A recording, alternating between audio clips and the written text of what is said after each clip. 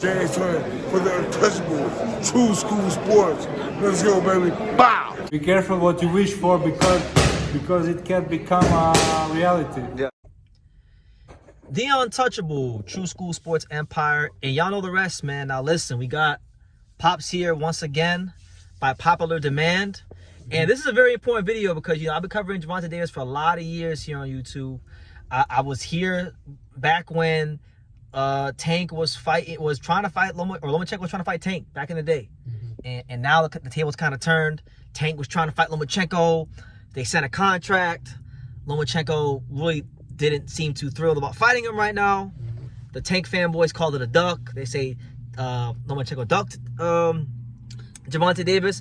All the while, you had Floyd Mayweather in 4K and HD Pops talking about we don't need to fight Tank right now because he needs to rush because he's old. And a lot of us have long memories, but I give Tank credit because when he was asked about this on his recent interview, he pretty much said, look, I don't think that Lomachenko is scared of me.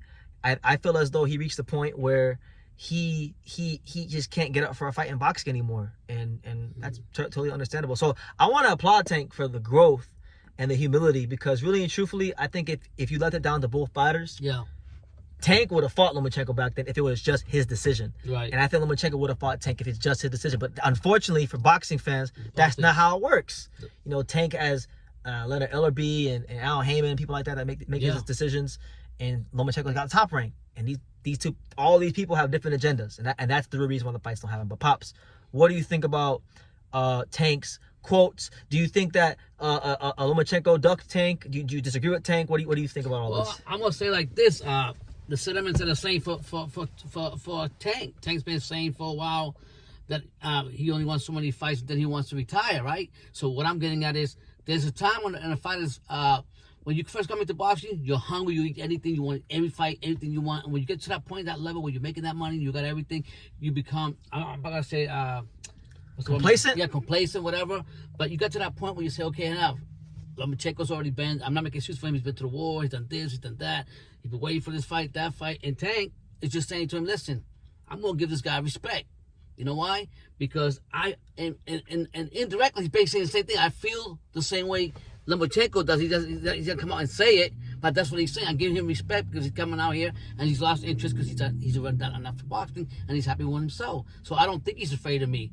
It's just a fact he's not as hungry as people want him to be to fight Tank. That's just my own opinion on that. And I like one thing about Tank. Tank's been coming out here talking, making a lot of stuff. Like Brendan said, he's matured a lot, and he's actually just comes out and says what he's got to say. He keeps it real. One thing I like about Tank is when he says something, you never have to question if he's being authentic or not. Some of these guys, you could tell they got PR teams and they're rehearsed and there's a lack of authenticity. So when Tank says anything negative about someone, I believe him. But when he says something positive, I also believe him. So look, this is the case for many fighters in boxing. There's just some fights that aren't meant to be, and it's for a lot of reasons. Sometimes it's one guy may have a different path, the other guy may have a separate path. Maybe they have a fight sign and one guy loses. There's, for every big name fighter you guys can name in boxing, I can name one or two fights that didn't happen for whatever reason. Sometimes it is a duck. It's not a lot. I don't think ducking happens as much as fans think it does. But I just think with this fight, with this matchup, I think the other promotions had a plan early in Tank's career to make him a star, and the Lomachenko fight they felt at that time wasn't worth the reward. And guess what? You can't really argue with what they did because look how it paid off. Tank has become a big star, and you can't argue with Lomachenko not getting the fight either because he still had a great career and is going to the Hall of Fame with or without Tank. So it just wasn't meant to be. Yeah, and it's crazy that we can sit here all day and question some of the opponents that Tank fought or this and that. But one thing that he does, he keeps everything real. He says things the way he feels from his heart, and he's not gonna back down for that. When Turkey talked shit about or how the awards, whatever it was, he told him how he called it the way he calls it. So he's just being genuine and being honest on how another fighter sees the same viewpoint and feels the same viewpoint that Lomachenko does, and that's himself. Correct. So yeah, man, really interesting stuff. We're like, what now? What's today's date, Pop? At the time of the show, it's like the 17th. Yeah, 17th. 17th. So we're like 2 weeks away, or 2 weeks and some change away from Tank versus Lamont Roach, and there's gonna be a lot of Tank videos here because Tank's just one of those guys in boxing, and especially for the boxing community, like he's polarizing. Like you love him or you hate him. I used to be like a lot of you guys. I used to like not like Tank. I used to think he was overrated.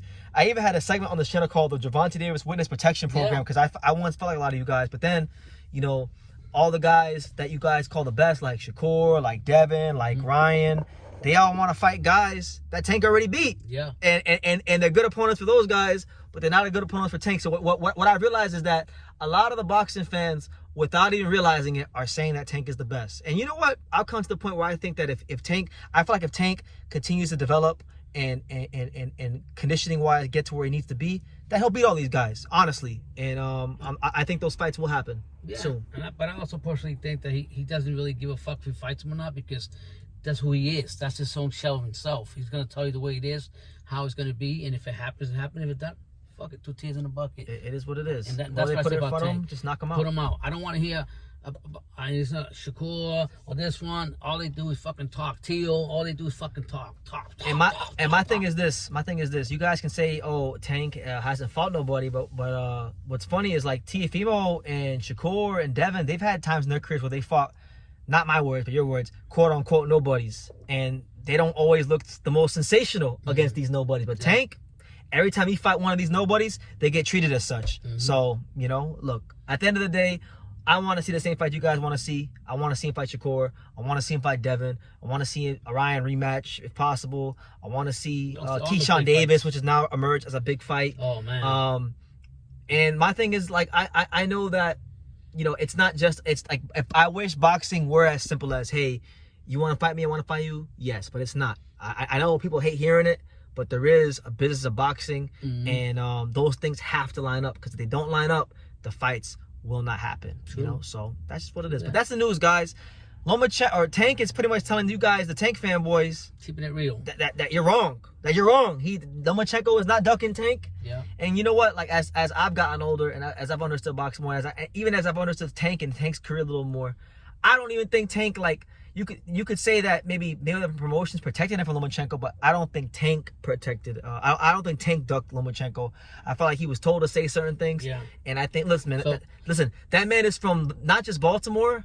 He's from like the worst part of Baltimore, like the worst part. I can't remember the name of it, but the worst part of Baltimore. He's from that. That man's not scared of nothing. Like, in my opinion, for him to even be where he's at in life, he's a legend. He's a Hall of Famer already, just because he came from what he came from to what he is now. And just a little side note to that, and maybe all these other fights that even I myself criticized Tank for, that, oh, he's just ducking this fighter, not doing this, not doing that. In reality, it wasn't him that didn't want to fight them. He's got a dog in him. The reality is the fact that the politics of Floyd Mayweather, Leonard B, and whoever else didn't make the fights he wanted. And maybe that's one of the reasons he left Mayweather and them for that also. And because he didn't get the fights, and people can stereotype him saying he's a duck. He ain't no duck. What I want to say is this.